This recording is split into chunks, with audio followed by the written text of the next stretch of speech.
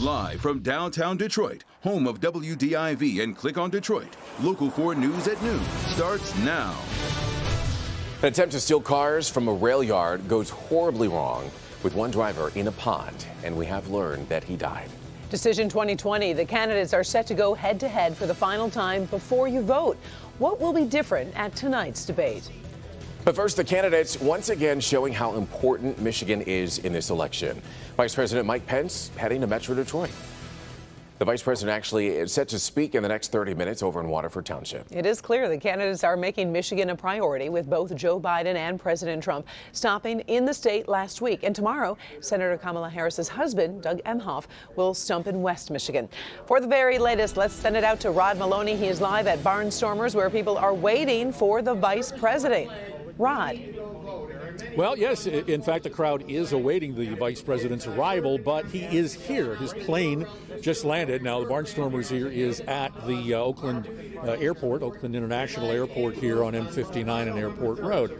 And there is a good crowd here, and it's gotten steadily larger. It was raining quite heavily here this morning when we first arrived about 10:30. The rain sort of relented, and it's gotten quiet now. Now they're doing the Pledge of Allegiance here.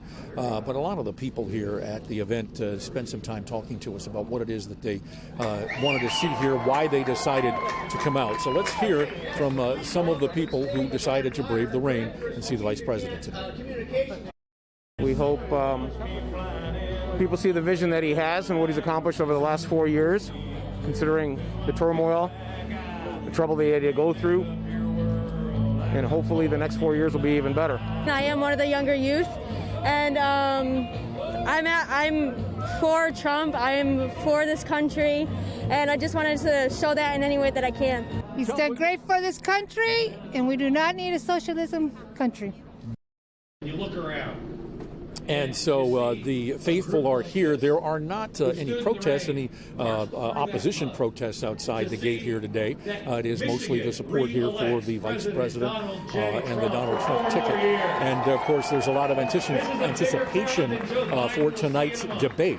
And so now they've just started the program here now. Part of the Republican Party is here, the leaders of the Republican Party, a couple of Congress people, and also national committee members are here, sort of helping rally the crowd as the vice president now makes his way over to the podium. We'll have full coverage coming up on Local 4 News at 5 and 6. Reporting live in Waterford, Rod Maloney, Local 4. All right, we look forward to your reports. Thank you, Rod. A lot developing in Decision 2020 for you this afternoon. With just 12 days until the election, there are high stakes for the final presidential debate tonight, as you heard Rod Maloney mention. Here is a live look at the site of the debate, Belmont University. That's in Nashville, Tennessee. After a contentious first debate, there have been some changes made to make tonight run smoothly. Tracy Potts has a wrap-up of the big political stories from Washington, including the latest on Supreme Court nominee Amy Coney Barrett and some election interference. Developing overnight and today, Iran and Russia tried to influence the vote. That, according to intelligence officials in the FBI, who did a late briefing, and we got reaction overnight from the White House taking credit for telling them to be on the lookout for this, from Nancy Pelosi saying it's disturbing, and from Iran saying it's absurd that they never tried to interfere in the election. According to the Director of National Intelligence, they not only got information, voter information, but Iran also put out fake emails that appeared to come from a nationalist group traced back to Iran, urging people in battleground states to switch parties and vote Republican. This could come up at tonight's presidential debate.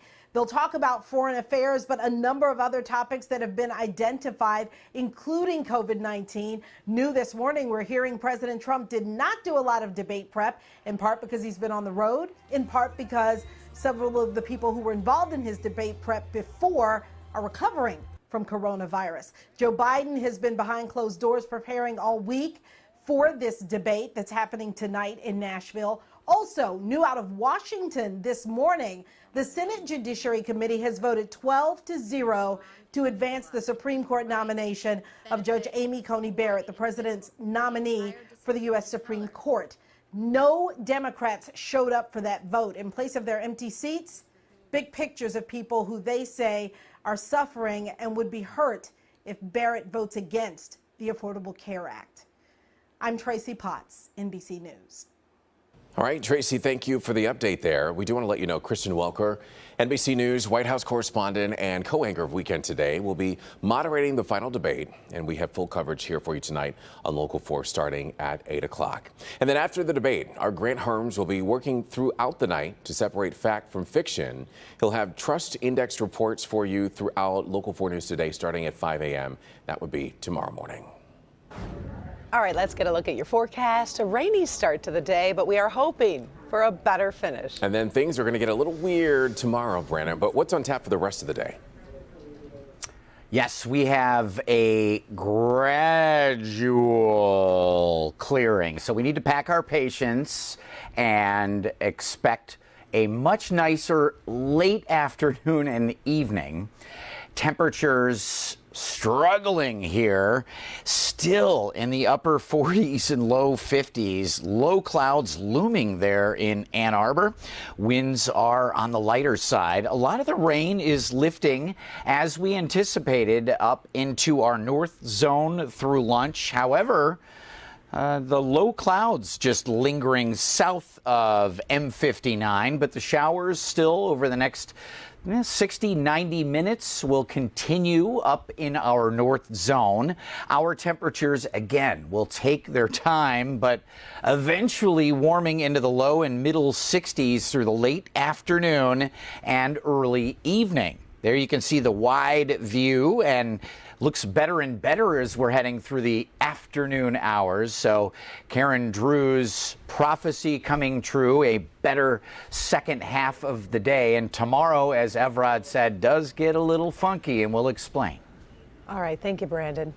We do have some sad news. A man has died at a Wayne County rail yard. It happens as investigators say several people tried to steal cars and one ended up in a nearby pond. This all unfolded overnight in Huron Township at the rail yard on Pennsylvania Road between Huron River Drive and I-275. Priya Mann learning more from the scene this afternoon. This brazen early morning theft left one man dead. That group was able to steal 6 cars, some of which have since been recovered. Around 4 Thursday morning, Huron Township Police got a call about several people trying to break into the CSX rail yard and steal cars. The vehicles are parked in a secure delivery lot on Pennsylvania between Huron River Drive and 275 in New Boston. The group attempted to steal 6 cars. At some point, one of the drivers lost control and the vehicle ended up overturned in a pond on the property. The Wayne County Medical Examiner's Office confirms to Local 4 that one man died. It's not clear if that person was in the vehicle that rolled over and was partially submerged. Police are now working to identify the man who died and notify his family. Security for CSX responded. The secure lot stores new cars that are waiting to be shipped on trains. CSX says 3 of the 6 cars have since been recovered. And CSX thanked Romulus and Huron Township Police Department. CSX police are now investigating and looking for those remaining cars. In Huron Township, I'm Priya Mann, Local 4. New this afternoon, a judge has dropped a third-degree murder charge against a now former Minneapolis police officer in George Floyd's death. Derek Chauvin still faces second-degree murder and second-degree manslaughter charges. Chauvin put his knee on Floyd's neck for almost 8 minutes, sparking nationwide protests. The other now former police officers in Minneapolis have been charged with aiding and abetting second-degree murder. Chauvin was released on a $1 million bond earlier this month. In a Local 4 News update, we have new developments this noon in a deadly shooting at Basketball City over in Roseville. Police have released the CPL holder who fired the shots that killed 26-year-old Shaquan Harvey. Investigators say there was an argument over a game Tuesday night, and Harvey left and allegedly returned with a gun. We're told the CPL holder was not involved in the argument but had his gun and shot Harvey. The shooting remains under investigation. We've just learned Michigan State University has canceled its spring break because of the coronavirus outbreak. And in other coronavirus headlines this afternoon, 787,000 people have filed for first-time unemployment benefits just last week. Michigan went from 388,000 to 310,000 people getting unemployment pay. That is the largest drop since the extra $600 in federal funds ended. The national number is better than most analysts expected, and it is the third drop in unemployment benefits in 3 weeks. Meanwhile, an employee at Wayne City Hall has tested positive for COVID-19. The employee reported to work on Monday, October 12th, and is in self-quarantine. Wayne City Hall, meanwhile, still open for election matters. The pandemic, though, will have an impact on the holidays in more ways than one. Sure will, Evrod. What the experts think it means for our gift giving. We'll talk about that next. But first, a look at the risk of flying in the COVID era. Researchers actually spread the virus on a plane to see how easily travelers are infected. We've got the results next. Election day is so close that if you haven't registered to vote yet, you must do it at your local clerk's office. It's a simple process, and you can even vote right there on the spot once you're registered. So make your voice heard. Your vote has never been so important.